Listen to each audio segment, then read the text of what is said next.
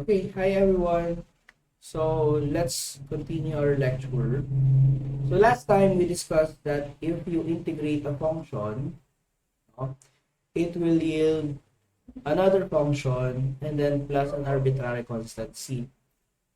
No? So basically an indefinite integral is if we have a function and then we integrate this function into a new function, it will yield just this constant c. No? Or magdadagdag pa tayo ng c or we add c to the equation.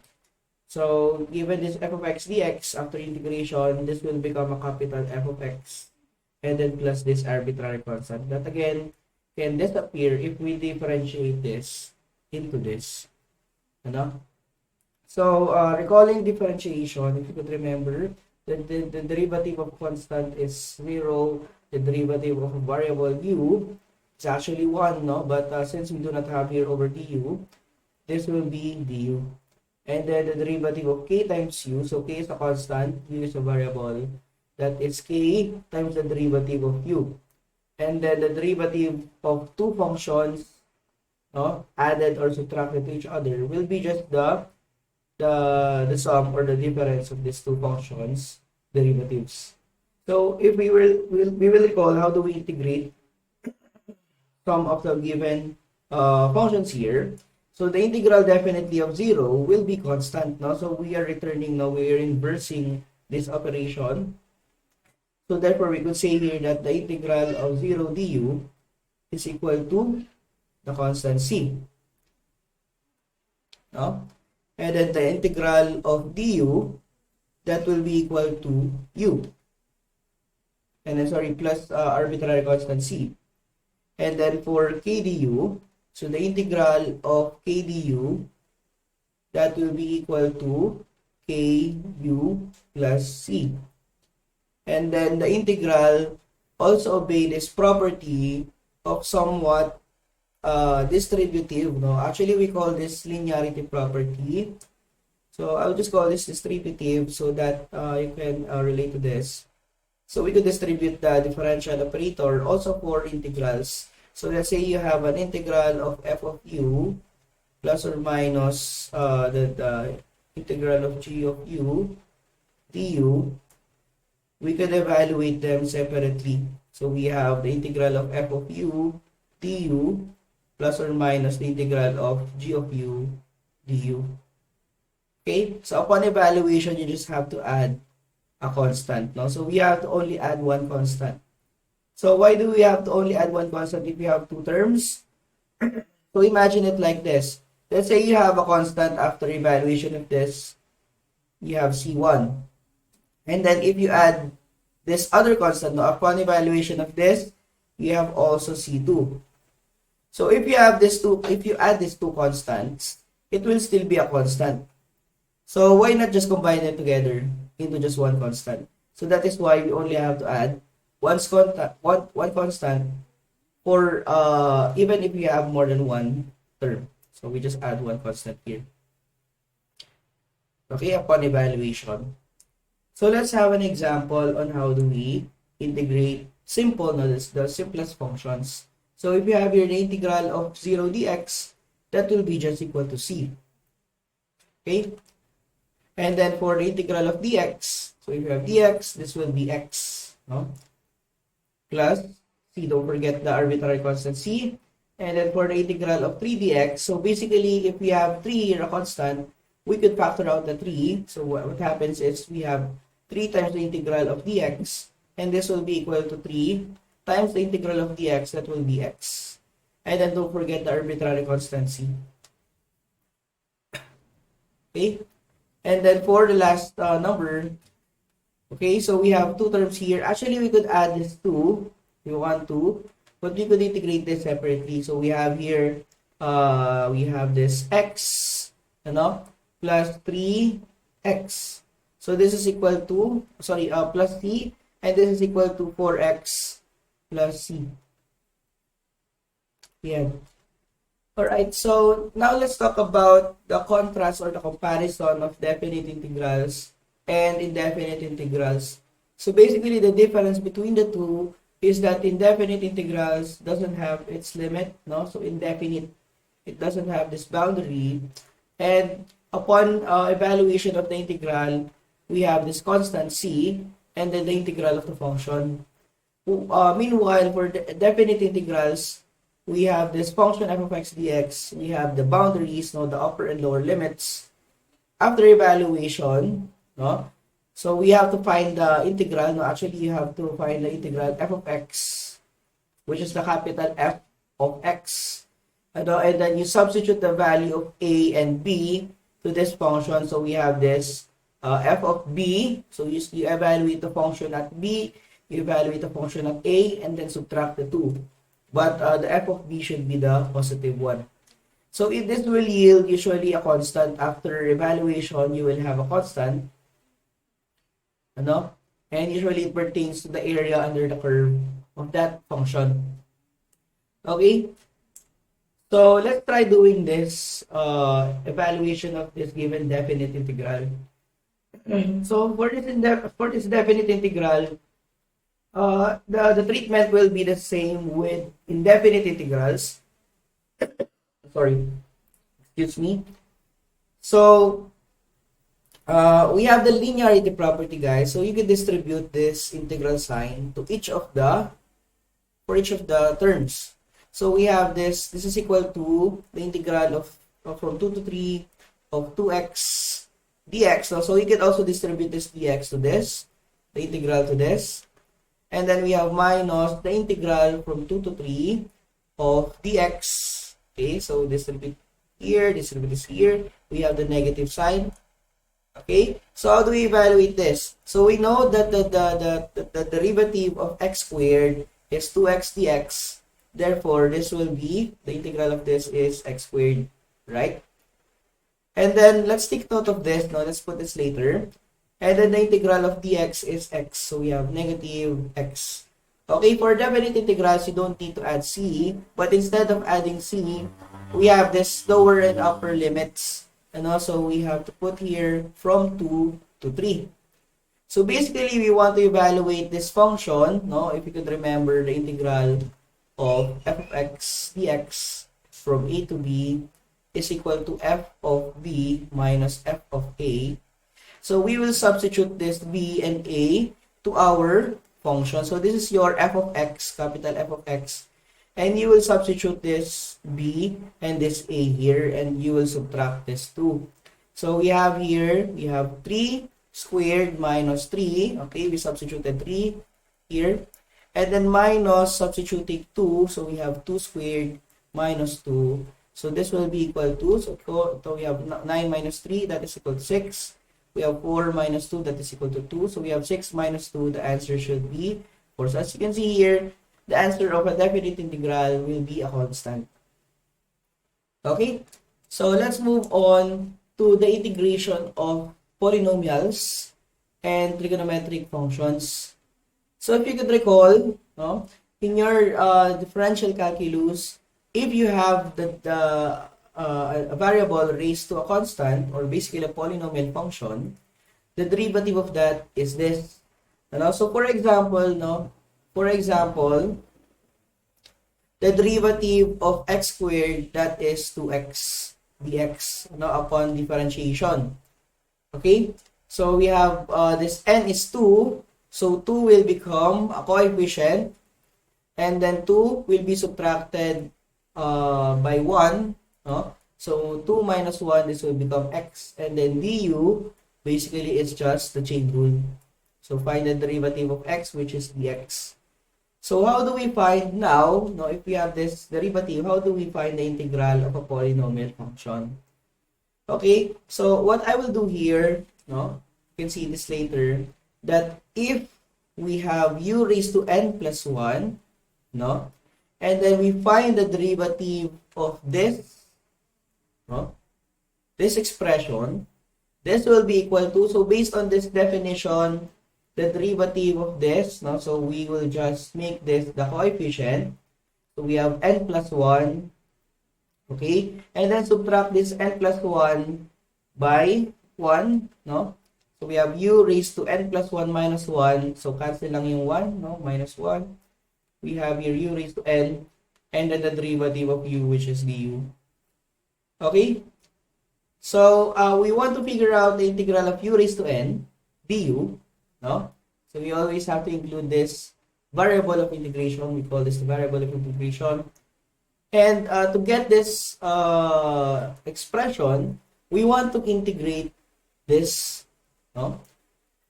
This left-hand and right-hand side of the equation. And upon doing this, because we know that integrals and derivatives are just inverse functions, no, or inverse operations, then they will cancel out if we perform this. No? So we can cancel this, cancel. What remains is u raised to n plus 1. And this will be the integral of n plus 1 u raised to n du. Now, we know that we could factor out. So, n plus 1 is actually a constant, guys. N is a constant, plus 1 is a constant. So, therefore, n plus 1 is a constant.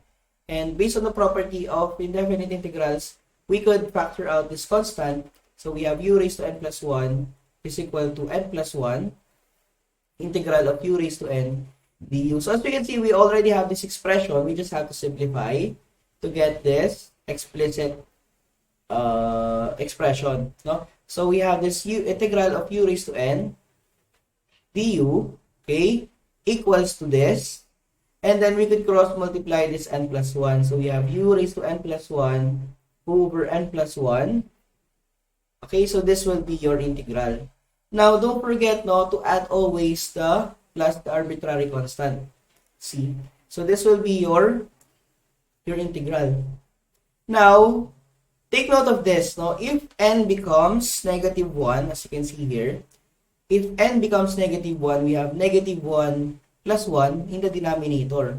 So if you have a 0, no, negative 1 plus 1, which is 0 in the denominator, we will have an undefined function. So therefore, this is not possible, no? So the range of n, or the domain of n, cannot be outside, or sorry, cannot be negative 1. So, n cannot be negative 1, or else this will be undefined. Alright? So, recall this. No, so, moving on, we have another derivative that we should recall. So, the derivative of ln u, you should recall, this is equal to, actually, this is equal to du over u. Or basically, this is the same as saying we have u raised to negative 1 du. Okay, so these two are equivalent. Okay, so recall this one, guys. So if you want to find, we could complete this integral for also negative 1 n, which is this, by recalling this the derivative. So if we find the derivative, again, it will become d over u, u raised to negative 1 du. Now, if we integrate this, again, okay, so what remains is we have ln of u is equal to the integral of d over u, or in other words, we have the integral of u raised to negative 1 du. Therefore, we have the integral of u raised to negative 1 du, or again, this one, d over u, that is equal to ln of u, and then plus c. But, guys, there is a twist here. The ln should be, or the argument of the ln, or the natural log, should be in absolute value. Maybe we will discuss this further on the lessons, but just accept it as it is for now. So if we have the integral of a polynomial function, we have these two equations. So when n is equal to negative 1 for this case. So we have two cases. This is called the general power rule. Again, the general power rule. And then this is the negative 1 exponent. Okay, so let's move on and let's try solving given functions or polynomial functions, and let's integrate them. So we have the integral of x cubed dx. So know that we have the formula for integration. We have u raised to n du. It is equal to u raised to n plus 1 over n plus 1 plus c. So therefore, knowing this will be equal to u raised to, we could just swap this x into u, no? So this will be x raised to 3 plus 1, okay, over 3 plus 1, and then plus c. So the answer should be x raised to the 4th power over 4 plus c. So this will be your integral. So you can check this one, no? If we differentiate this, as you can see, no, if we differentiate, it will become x cubed dx. Ano, you can try this on your own pace, at your own pace. And then for this one, how do we now integrate if it is a square root? Ano, if it is a square root, guys, you have to first convert this into its exponential form. So radicals can be converted into its exponential form. So we have here the integral of x raised to 1/2 dx. No? So if we have this, it will be easier. So n will be equal to 1/2. Therefore, we have x raised to 1/2 plus 1 over 1/2 plus 1 plus c. So we have x 3/2 over 3/2 plus c. And simplifying this, we have here 2/3 x raised to 3/2 plus c. Okay, so this will be your final answer. So there is actually a technique for integration. I will share it to you guys. We call this the ORIS. No? So what does this ORIS means? So basically integration, we have a limited table, no? Or we have a limited functions that we could integrate.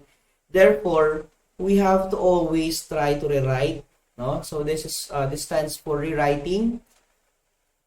And before we rewrite, we could integrate. No? And then we integrate.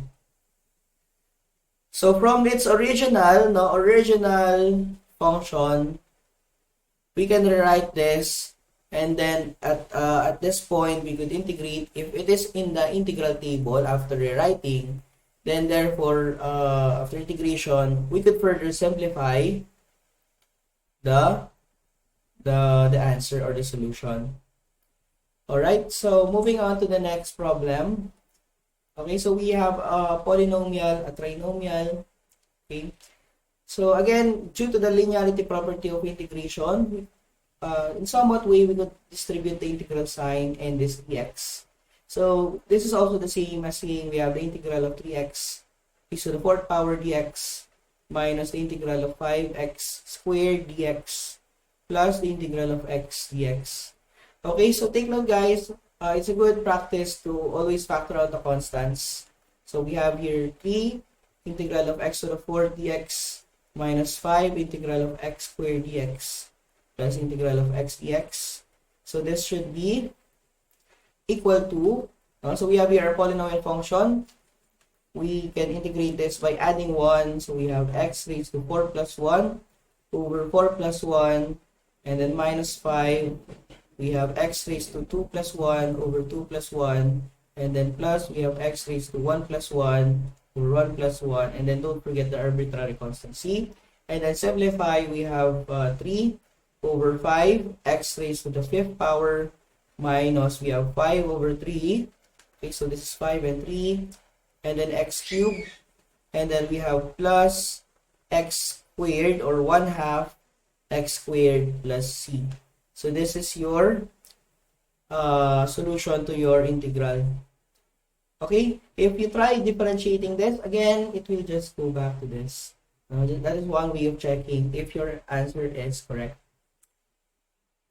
Okay, so evaluate the given integrals. We have this.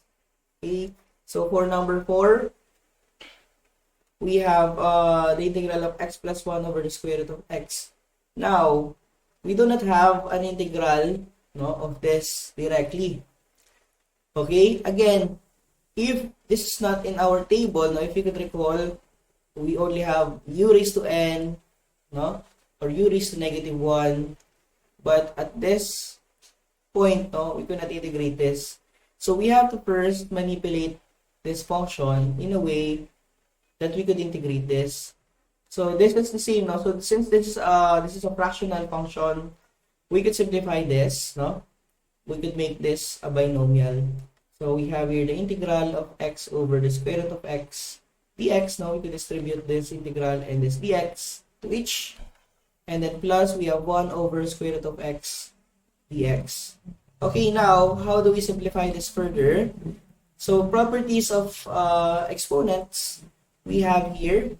So yeah, let's write this first into x raised to 1/2, the square root, no? And then plus we have a 1 over x raised to 1/2. Okay.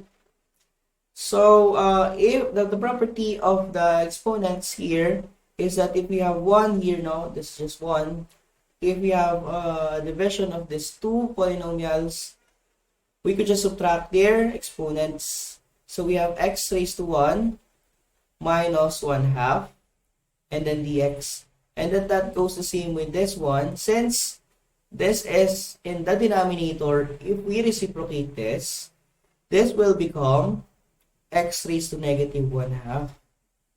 Yan. Okay. And then simplifying this, we have here, so 1 minus 1/2, we have x raised to 1/2. And then for this one, it will remain the same, the integral, plus the integral of x raised to negative 1/2. So for our formula, we have u raised to n du. The formula will still be the same. Okay, the n here will be just 1/2. The n here will be just negative 1/2. So the formula we have here, x raised to 1/2 plus 1 over 1/2 plus 1, plus we have x raised to negative 1/2 plus 1 over negative 1/2 plus 1, and then plus arbitrary constant c. So simplifying this, 1/2 plus 1 po, no? So we have 1/2 plus 1. That is the same as saying we have 1 over 2, or sorry, we could make this 1/2 plus 2 over 2, and no, so we basically 1 is equal to 2 over 2 because of the LCD, no? That's why we change this 1 into 2 over 2. This will become 1 plus 2 over 2, which is equal to 3/2. So we have x raised to 3/2 over 3/2, and then for this one we have 1 minus 1/2. Okay, so that's the same thing we did last time. We have x raised to 1/2 and then over 1/2 as well, and then plus c. So simplifying this, we have, if you have this denominator over the denominator, we just put this 2 in the numerator. So reciprocal, we have 2/3 x raised to 3/2 and then plus 2x raised to 1/2 plus c. So this will be your final answer. Okay. So moving on, outside of our simple integrals, we can now discuss the trigonometric functions. So if you have a trigonometric function that you want to integrate, there is a respective function for that, similar to differentiation. So in integrals, the integral of sine x dx is negative cosine x. The integral of cosine dx, or cosine x dx is sine x. The integral of secant x per dx is tangent x. So why so, no? Or how so if this is true? If you could recall, the derivative of cosine x, no, that is equal to negative sine x dx, ano? So therefore, the integral of this negative sine x dx, this will be equal to, okay, so you can cancel this operator. This will be cosine x, basically. But do not forget the arbitrary term, the arbitrary constant c. And then this negative sign, we could multiply this by negative 1, no, for both sides. So we have negative cosine x, and then equals to integral of sine x dx. So should we put here negative c? Actually, you can put negative c if you want. But to make things easier, no, we have a notation to follow. We will always make this positive, no, positive c. Although c can be negative. Okay, so there is the relationship of differentiation and integration. So that goes the same for this one. So the derivative of sine x is cosine dx. The derivative of tangent x is secant squared x, no, in your differentiation operator. Okay, so let's move on to the other ones. So this is not limited only for these three ones. So the integral of cosecant squared dx is negative cotangent x because the derivative of cotangent x is negative cosecant squared x dx. Ano, in your differential calculus, that goes the same with secant x. The derivative of secant x is secant x tangent x. For cosecant x, the derivative of that is negative cosecant x cotangent x dx. Okay, so that's it. So remember this formula for different for integration of this given trigonometric functions.